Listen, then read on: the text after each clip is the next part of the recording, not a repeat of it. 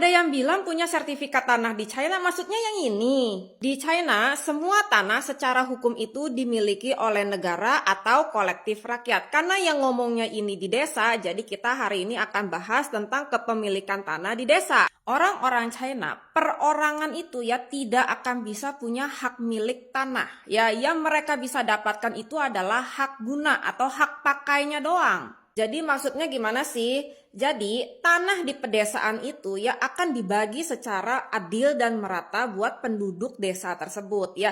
Jadi kalau ada orang luar daerah mau masuk ke desa itu nggak akan dapat tanah.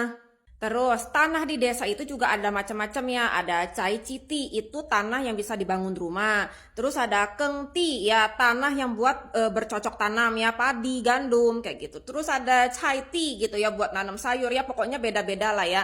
Terus tiap desa juga punya aturan pembagiannya juga beda-beda. Oke, kita ambil contoh di desanya suami saya ya. Mertua saya itu punya anak 5 ya, jadi mertua dan kelima anak ini masing-masing akan dapat tanah. Nah terus kan kita dapat hak pakai ya, dipakailah haknya ya. Misalnya kita ini ya, cai citi shiyung zheng ya, kita dapat sertifikat untuk membangun rumah ya, kita pakai buat bangun rumah ya. Misalnya kita dapat untuk bercocok tanam ya, kita pakai untuk menggarap padi, menggarap gandum. Terus pembagian tanah itu dilakukan 30 tahun sekali ya. Misal mertua saya itu sudah meninggal ya, tanahnya itu nggak dipakai lagi. Atau misalnya cici kokonya suami saya itu udah merantau keluar, nggak dipakai lagi tanahnya. Nah tanah ini akan dikembalikan lagi ke kolektif rakyat.